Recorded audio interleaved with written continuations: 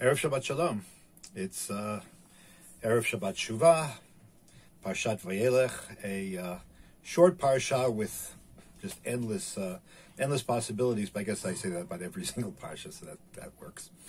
We're between Rosh Hashanah and Yom Kippur, a time of introspection, a time for repentance, a time for resolving differences with each other. Very heavy, very profound period of time. And the parsha talks about all kinds of things which are easily relatable to this time of year, and it's not a coincidence that we always read VaYelech between Rosh Hashanah and Yom Kippur. Sometimes it's together with Nitzavim, sometimes not. So, I want to focus in on two words, and only two words, but these two words are repercussive. They're pregnant with meaning, and I'm going to discuss them. I'm going to raise a lot of questions.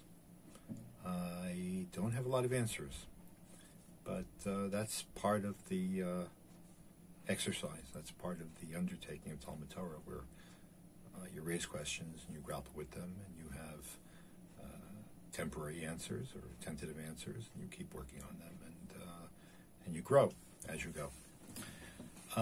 The words I want to focus on are two Hebrew words: haster, astir. I will I will certainly hide my face. What happens is that after the parsha describes Moses' last attempt to try to avert the severe decree and to enter the land of Israel, God tells him that at the end of after a Shemitah year, after a sabbatical year, this is a sabbatical year this year, so it means a year from now, the people should gather to renew the covenant with God by reading the Torah publicly. The king will read the book of Deuteronomy, especially in Yerushalayim, and then in the run-up to next week's parsha, which is the Song of Ha'azinu, which is a song of a poem of warning and of concern, God tells Moses that despite all of his efforts, despite all the years that he spent as a leader, it's been 40 years, more than 40 years, and despite the sacrifice that he made by sacrificing his family. I mean, Moshe Rabbeinu really sacrificed his public life and his private life in order to be able to fill the job of leader of the Jewish people.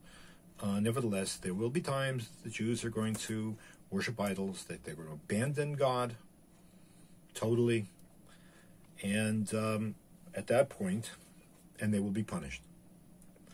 God said, this is chapter 31, verse 17. And v'chara pi bo bayom hahu, and I will be very angry with them on that day. V'azavtim, and I will abandon them. V'istarti panai mehem, and I will hide my face from them. V'yale echol, and they will be vulnerable to attack. Umitzau rabot raot b'tzarot, and all kinds of terrible things are going to happen to them. V'amar bayom mahu, and finally they're going to wake up and they're going to say, "Halo al ki ein Elokai b'kirbi mitzaoni haraot ha'ele." Because God wasn't in our midst. That's the reason. So we have to do tshuva. And then God underscores. He repeats. He reiterates this point, and says, "Banochi haster aster panai bayom hahu." On that day, I will really hide my face. Al kol hara'ah, because of all the evil that Israel has done, for they worshipped other gods. And then God tells Moses, "Okay, and now I want you to write down this poem," which the rabbis understood to mean to tell Moses, Write down the whole Sefer Torah. Write the entire Torah, because that is the Constitution. That is the record of the covenant, and every single tribe has to have a copy, because that's going to be what's going to keep them straight. That's what's going to keep them loyal, and it is to that they're going to return when the time comes. I would like to take a look. And what does it mean that God will hide his face? I mean, God doesn't have a face. What does it mean that God will look away? What could that possibly indicate? So, it's interesting that there are two fundamentally different ways of looking at what those words mean. The first way actually fits the simple meaning of the verses. The Aramaic translation of the Bible, in fact, both of them translate the words haster, astir, I will hide myself, asalek shchinti, or asalek shchinati, I will remove, I will withdraw my presence from among them. I'm going to abandon them. I'm leaving. Goodbye.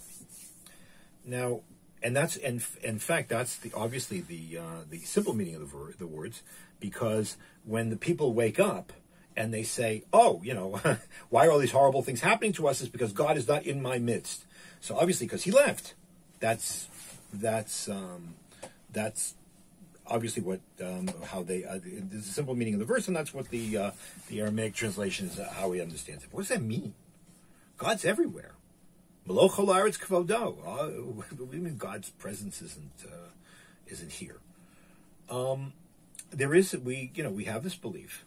So I think it's like this. We have this belief that despite the fact that God is everywhere, His presence is tangibly felt more intensely in certain times and certain places.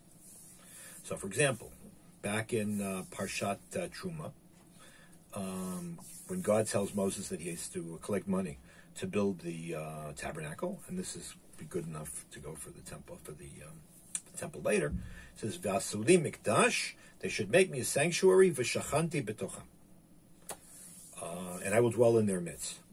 Now, yes, there's a famous Hasidic vort that make them a sanctuary, and I will dwell in their midst, meaning God will dwell within each of every one of us. But that's not the simple meaning of the. It's not. It's still true, but it's not the simple meaning of the verse. So there is this idea that we have this belief that there are places where God's presence is so tangible and so obvious and so manifest. More than anywhere else, and so that is how the Targum understands how God will punish the Jewish people when they sin. That they will no longer have the benefit of that kind of revelation. So, as it were, God will take a few steps back.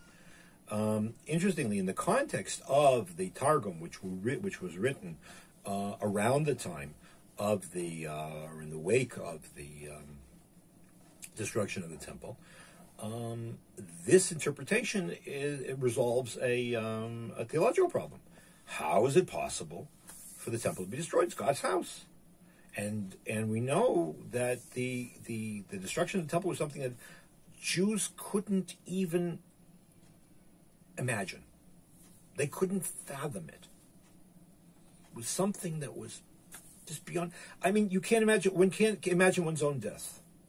One can't imagine the death of people who we love very much. So, double, triple, quadruple that. People couldn't understand the world without the Beit HaMikdash.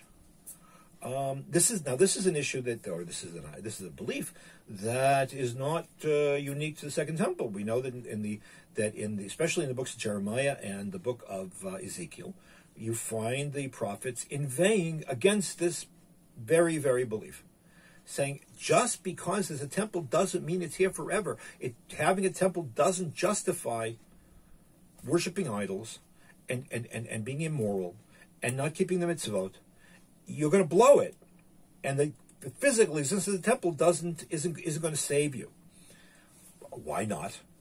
So it's interesting. So the first chapters of Ezekiel, which are really the classical passages for Jewish mysticism, describe God's chariot leaving the temple, meaning that he's going to abandon, that the temple has lost all of its status. If God's not there. If God's not there, then the entire temple is just a bunch of stones. So that is what the Targum is saying. Anochi hastir astar panai b'hem. I will remove my special presence from among you, and then you're going to be left. You're going to be left to whatever the forces of history bring. That raises, or that relates to something which is even more, I think,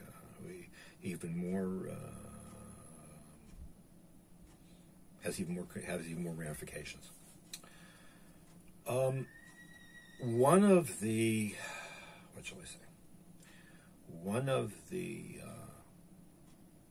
conundra of history is our existence. The continued existence of the Jews as an identifiable people with a continued memory, keeping the same Torah, and whose roots go back all the way back, to 3,000, 3,500, 4,000 years, violates every law of sociology and history that I know of. The only other people in the world who can make a similar claim are the Chinese. That's why the Chinese feel a certain kinship to us. I don't know why they're still here, but I know that we are an enigma. Mark Twain has his famous comment that Babylonia is not here and this one's here, not here. No one. What is this? What is the secret of the Jews' eternal presence? And yeah, we work by different. Historically, we work by different rules. We work by different rules. Yehuda Levi and others have argued that there's historical causality, and then there's Jewish causality. It's like there's chronological time and chronomatic time, and there's also Jewish time. What Hastir Astir Panai might be implying is that the special dynamic which keeps us alive and keeps us going may become weakened, or may be abandoned if our behavior doesn't befit what's expected of us. This brings us, by the way, to the way that the rabbis understood, or one of the ways that the rabbis understood in the Talmud, the words haster astir, that God will hide his face. In a very odd statement, the Talmud in Tractate Megillah asks, how do we find a hint? How do we find an indication of the story of Esther in the Torah? So I don't know why are you looking for Esther in the Torah? I mean, it's a long time later. Why is it so necessary? So say the rabbis, because it says haster aster, because these words I will hide sound like Esther. Now the word name Esther comes from Ashtarot, from Ishtar, from the Babylonian goddess. So what's the point? What are the rabbis trying to say? The rabbis didn't say silly things. I think one way of understanding it is that what happens in the time of Esther? What's unique about the book of Esther? One of the things that's unique about the book of Esther is the fact that God's name doesn't appear there. God doesn't intervene directly in the book of Esther. The message of the book of Esther is that God is there, but he works behind the scenes, but he's never seen, he's always hidden.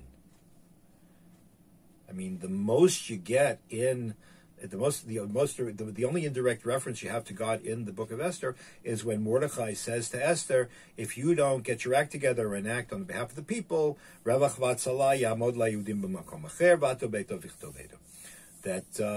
if you don't do what you're supposed to do, then salvation will come from someplace else. Well, who's going to bring the salvation? The answer is that God's there, but he's hiding. So that what the rabbis may very well have been saying here is, okay, God is hiding, Anochi Haster Aster, and Esther is the story that brings us apart, but I'm still, God speaking, God will still be behind the curtain or behind the scenes as the author of as the author of history. You shouldn't give up. Now that, in turn, brings us to a fundamental shift between what the Targum had said and what I think pretty much all medieval commentaries and thinkers said about these two words and how they understood these two words.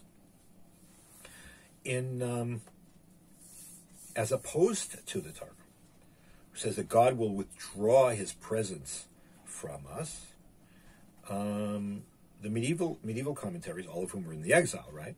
The medieval commentaries all said, how can it be? There are many places in that the prophets promise us that if we go into exile, God will go with us. And consistently, I mean, for example, when Rashi describes, I'm just bringing around Rashi because he's well known. When Rashi describes synagogues and Batei Midrash, he says that God's Shekhinah is in those buildings, just like in the temple. Well, okay, so what does it mean that God's hiding his face? So there are a number of different ways of understanding this. One of them is, and a very popular one, is provided by or suggested by Rav Ovadia Sforno, who was a 16th century Italian physician and philosopher and Bible commentator. Of course, I have to have something immediately in this, right? And he says, "Anochi haster panai mehem." In other words, they will turn to me, God speaking, and they will pray, and I won't pay attention. I'm there, but I'm not guaranteeing I'm going to respond. They're going to feel abandoned. I'll be there, but they're going to feel alone.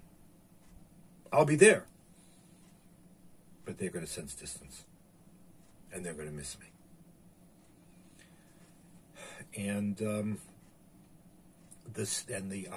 adding that the sense of abandonment, of lack of surety,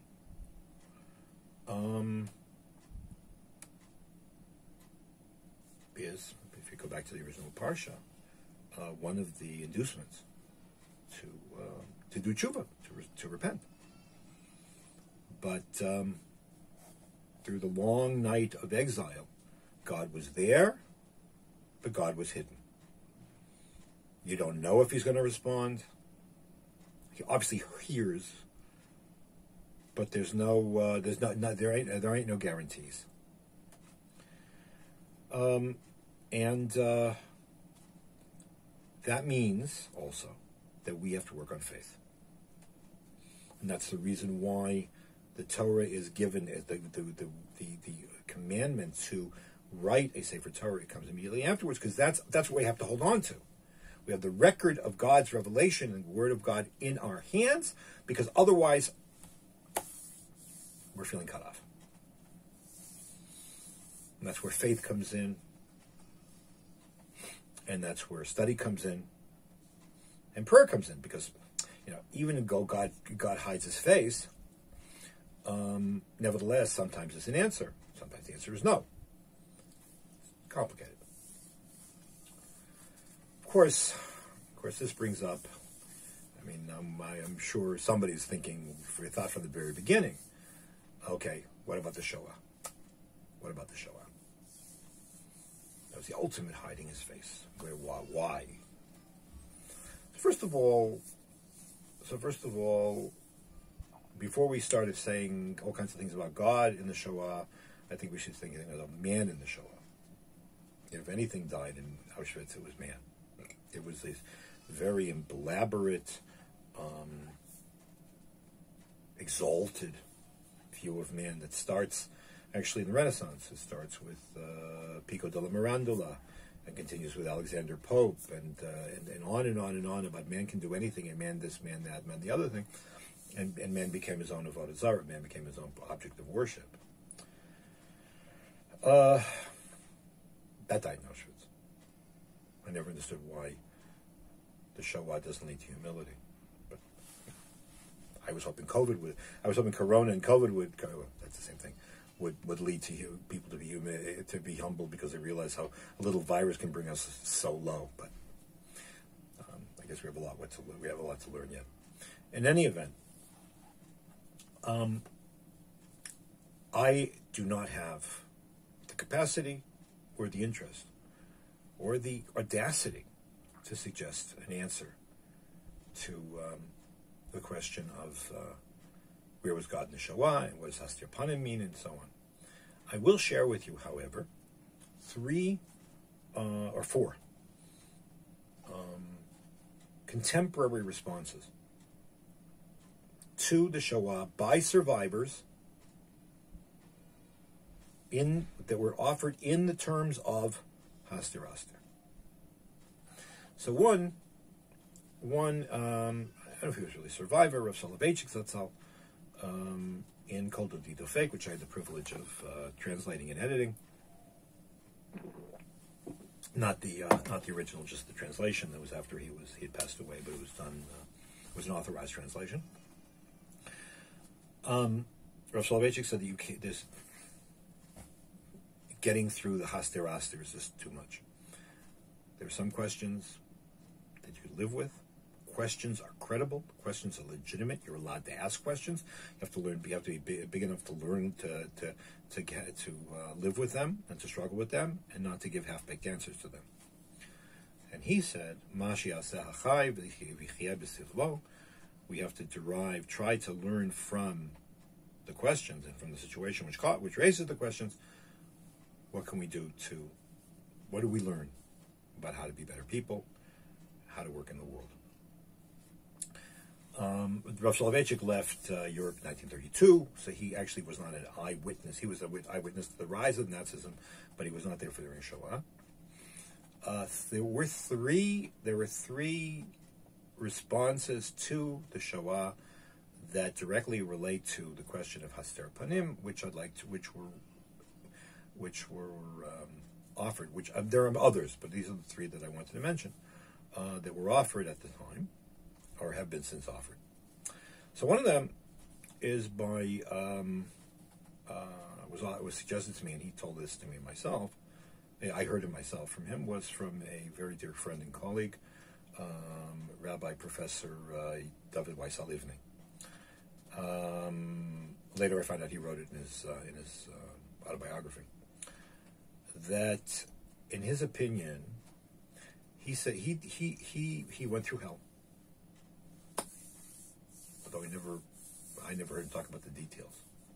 Even in his autobiography, he talks about going into the kingdom of hell and then leaving. He doesn't talk about what happened in the meantime. He said that he understood what was going on based on a very famous passage which seemingly has nothing to do with it, with suffering and so on. He refers to the famous story of the Tanur Shalachnai, the snake-like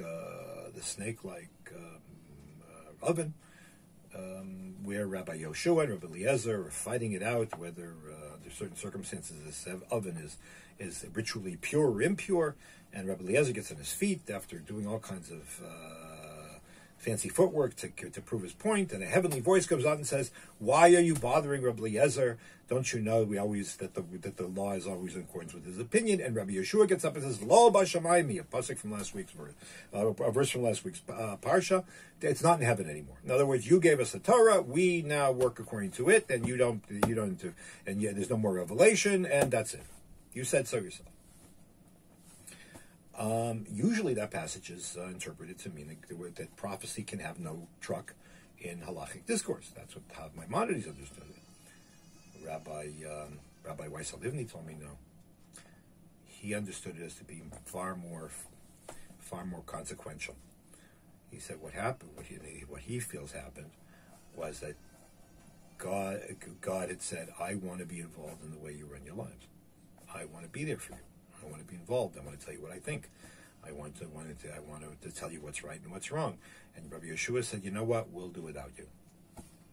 We'll do without the what's the word? We'll do without all of the fancy footnote work, and that's all. And God said, okay, that's fine. No more fancy footwork. No more tevin. And he said, so God left us. I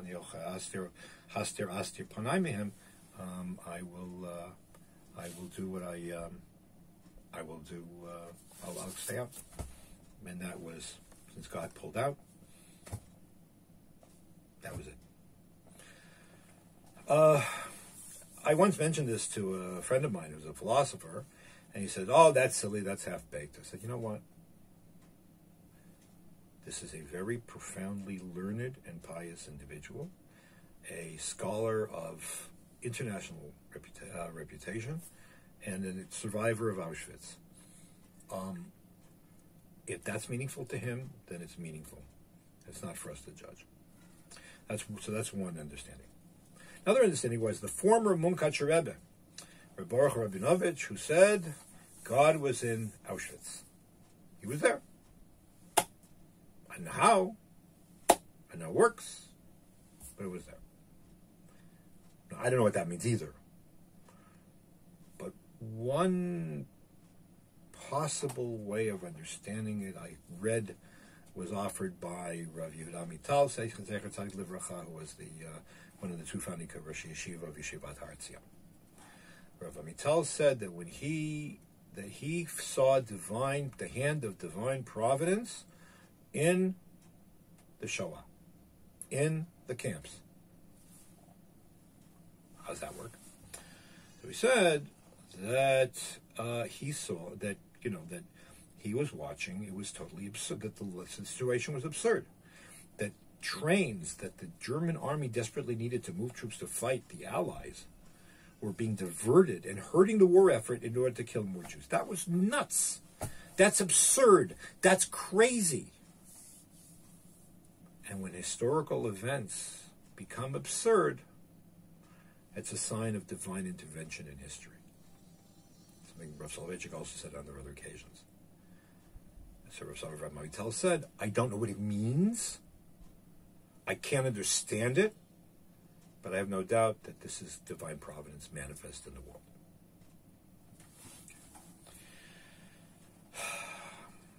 So apparently there's a lot to these two words, haster, panaimia. For us, mortals who struggle with things of far less import, during the time of the 10 days of Tshuva, I think the implications of haster are more modest and more obtainable and more understandable. The Rambam writes, and this is quoted by Rav Moshe Isserles at the beginning of Shulchan Aruch, that a person has to aim in their lives to be aware of God's presence, because God's presence guarantees us existence. Ultimately, Simcha, Rav Soloveitchik always said, is the result of our feeling a relationship with God. So, Hester Panim, God hiding his face from us, is a source of depression, a source of sadness, a source of alienation. It's something we want to get out of. So you attach yourself to Torah, you renew your connection, you're aware that God's not here in your life by learning, by praying, by doing mitzvot, by doing things which are incumbent upon a person created in the image of God. And that's what the 10 days of penance are for. And we are given the privilege on Yom Kippur of actually being in his presence, capital H, for 25 hours in the most intensive way possible. On Sukkot, we celebrate Lifnei Hashem, in front of God. Now, that ostensibly really should be in Yerushalayim, but God is everywhere. So that it's the pining of the individual for God, the desire for his presence, our desire to be with Him and to be right with Him, that is the motivating factor for tshuva, the end game of tshuva, and ultimately the end game of redemption. Gemara Chatima Tova and Shabbat Shalom.